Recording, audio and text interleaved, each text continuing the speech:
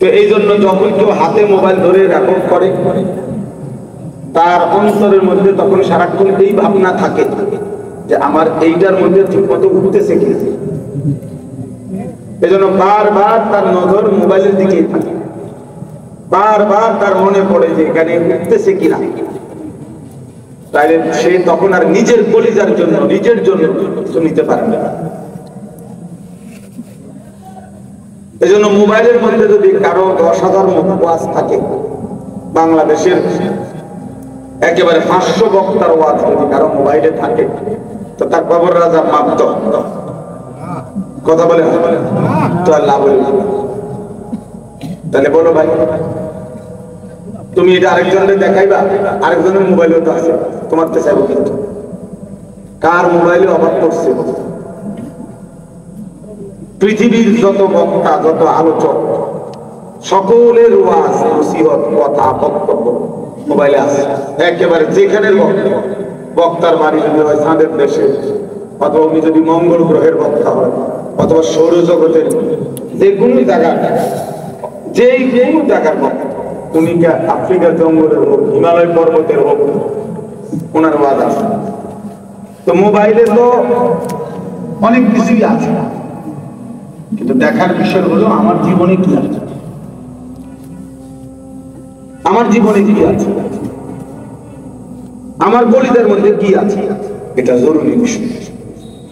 ইয়া আইয়ুহাল্লাযীনা আমানু আলাইকুম আনফুসাকুম, কোরআনুল কারীমের মধ্যে আছে, আল্লাহ তাআলা বলেন, হে ঈমানদারগণ, সকলেই তোমরা নিজেকে আঁকড়িয়ে ধরো।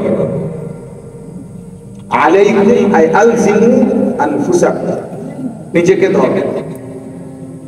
কোরআনুল কারীমের মধ্যে আছে, ইয়া আইয়ুহাল্লাযীনা আমানু কু আনফুসাকুম, হে ঈমানদারগণ, প্রত্যেকেই নিজেকে জাহান্নামের আগুন থেকে বাঁচাও। এরপরে এবং পরিবারের সদস্য মানুষের সংশোধনের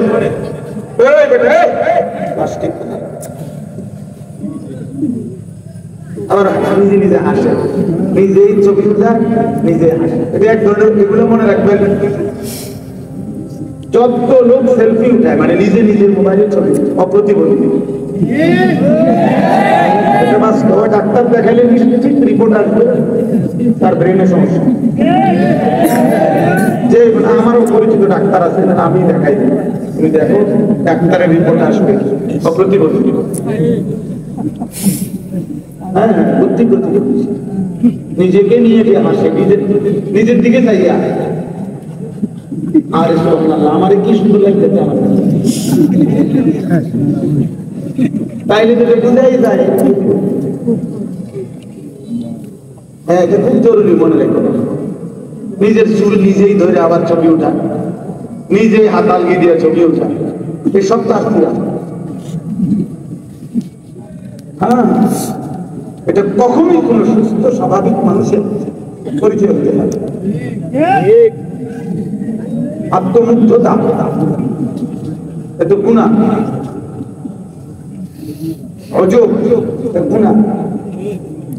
মানে আমারই আমার কাছে ভালো লাগবে কি ওয়াজ করলাম, সুবহানাল্লাহ, আর আমার সে আপনি পেয়ে গেলাম, কি কইলাম, কি ভয়ঙ্কর।